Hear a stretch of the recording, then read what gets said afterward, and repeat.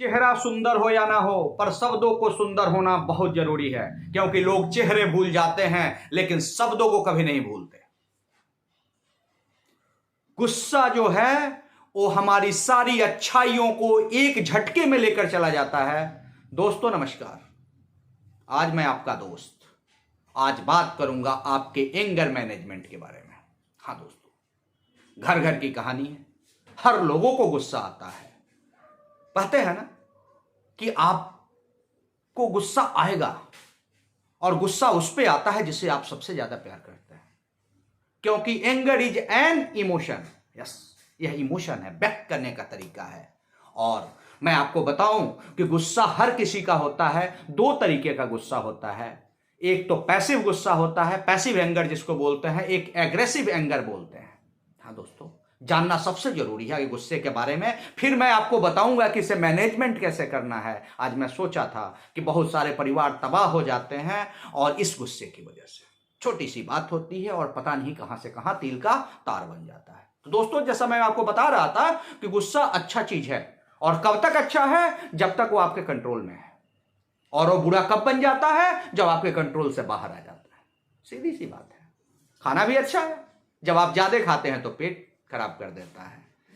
उसी तरह आपकी सेहत खराब हो जाती है। उसी तरह गुस्सा भी आपके सेहत को बर्बाद करता है और खराब करता है। और मैं बात कर रहा था, गुस्से के दो प्रकार होते हैं, एक पैसिव एंगर और दूसरा एग्रेसिव एंगर। पैसिव एंगर में क्या होता है कि उसको जिसको भी वो गुस्सा होता है वो अपना गुस्सा व्यक्त नहीं करता है, पता नहीं होता है। और अग्रेसिव एंगर क्या होता है कि जो गुस्सा झलकने लगता है, सबको पता लगने लगता है।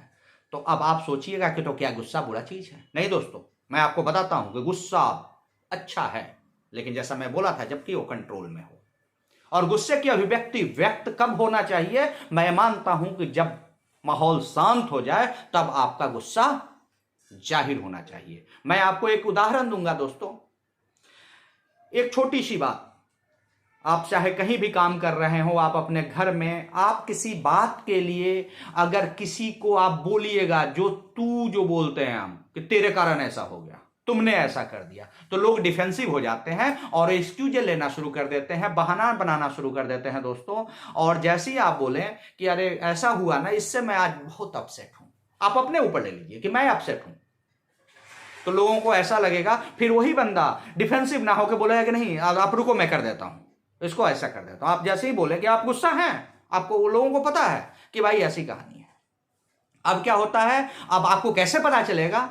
कुछ लोगों को जिसको पैसिव एंगर है, कैसे पता चलेगा कि आप गुस्सा हैं? बहुत तरह की चीजें होती है। इसका थोड़ा सा दुष्प्रभाव है, जब वो लिमिट से बाहर जाता है, क्या होता है, हेडेक आपको होना शुरू हो जाता है, चिड़चिड़ापन होता है, फटिक होना शुरू हो जाता है, और सारा क्या चीज होता है, आपका ब्लड प्रेशर बढ़ जाता है, आपका हार्ट की बीट बढ़ जाती है, आपका क्या हो जाना है, आपके शरीर में कंपन आएगा, आपके हाथ कांपने शुरू हो जाते हैं, बहुत तरह की चीजें हो जाती है। आपकी सबसे बड़ा गंदा काम गुस्सा क्या करता है कि आपके सोचने समझने की शक्ति को खत्म कर देता है, जिसको एग्रेसिव एंगर आता है।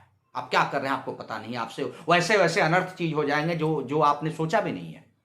तो दोस्तों, सबसे जरूरी है आज के समय में, और ये अगर ऐसा ही चलता रहा तो ब्लड प्रेशर बढ़ते बढ़ते हार्ट की समस्या हो जाती है, और बहुत तरह की समस्या, शारीरिक समस्याएं हो जाती हैं दोस्तों। तो अगर आप चाहते हैं कि आप अपने गुस्से पे काबू पाएं, तो कैसे पाएं? सब कोई चाहता है पाना, लेकिन पा नहीं पाता है।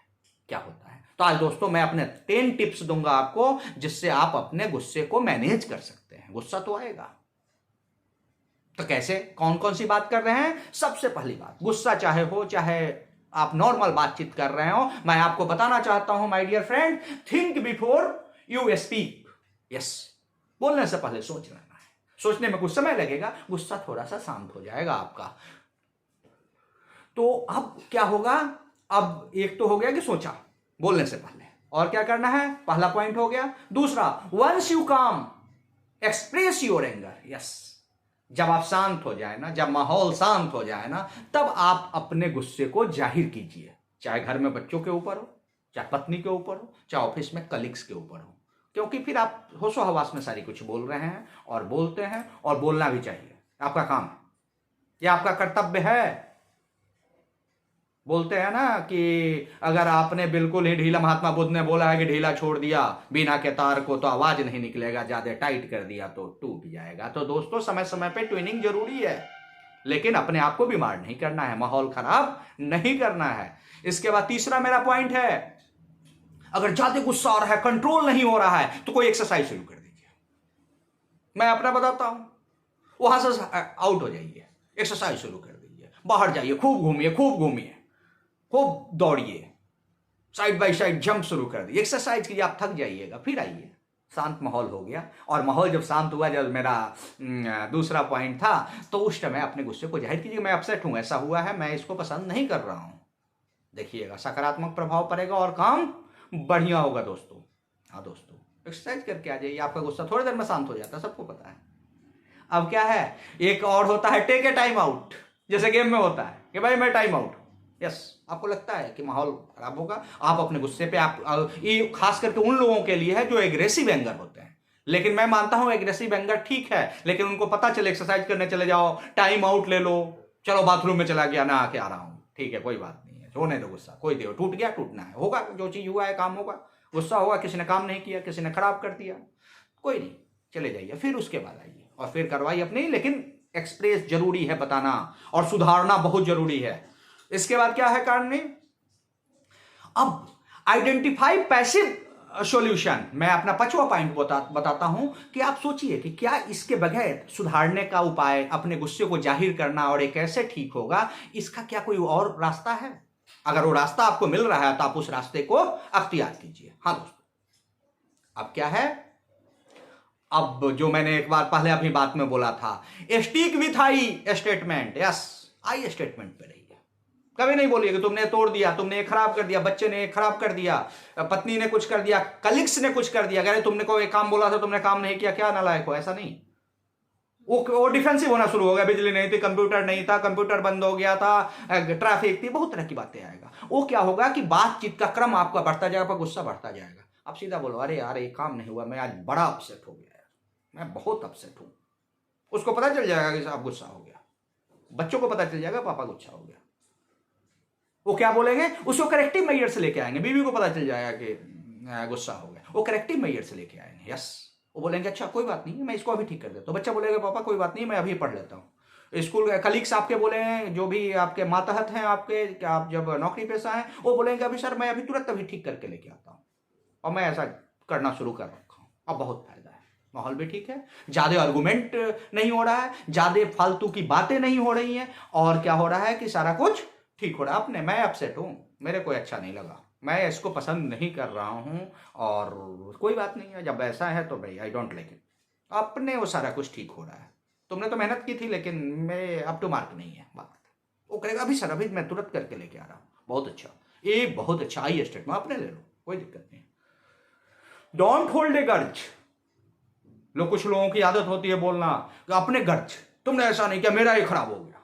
अरे यार तेरा खराब हो गया, लोगों को मजे आएंगे कि ठीक है तुम अपने पर्सनल गर्ज के लिए कार्रवाई कर रहे हो।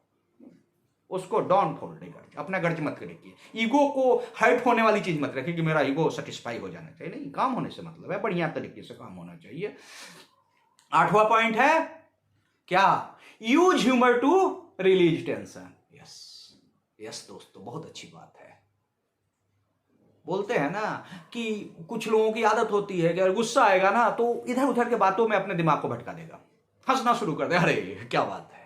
अब क्या होगा, उसको टेंशन नहीं हो रहा है, उसकी बीपी नहीं बढ़ रही है, उसको हार्ट पे जोर नहीं पड़ रहा है, उसके लंग्स पे जोर नहीं पड़ रहा है, उसके दिमाग पे जोर नहीं पड़ रहा है। अब क्या होता है, थोड़े टाइम के बाद नॉर्मल हो जाता है। तो जो मैंने आपको अपना दूसरा पॉइंट बोला था, वंस यू आर काम एक्सप्रेस योर एंगर। बोलते हैं ना, ठहरे हुए पानी में कंकर न मार सांवरी।